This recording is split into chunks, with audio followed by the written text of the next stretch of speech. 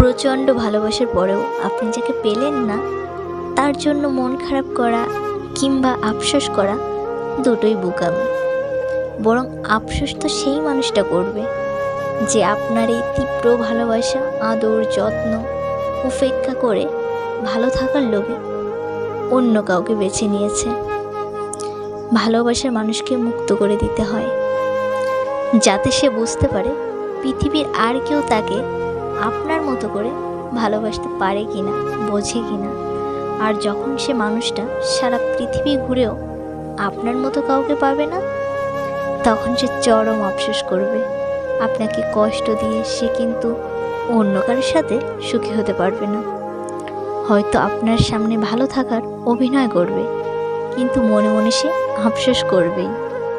পৃথিবীতে এখন সত্যিকারের ভালোবাসা সত্যিই দুর্লভ। আর যে ভালোবাসা অবজ্ঞা করে, সে নিজেও কোনোদিন ভালো থাকতে পারে না।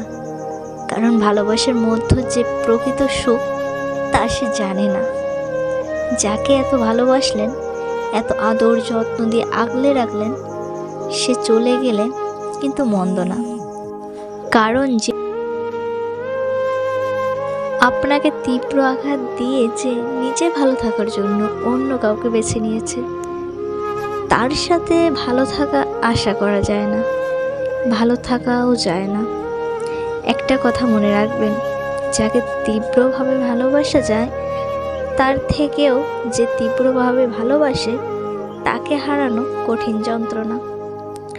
এখন আপনি আপনার ভালোবাসার মানুষটাকে হারিয়ে যে কষ্ট পাচ্ছেন, এক সময় সেই মানুষ আপনাকে হারিয়ে তার চেয়ে দ্বিগুণ কষ্ট পাবে।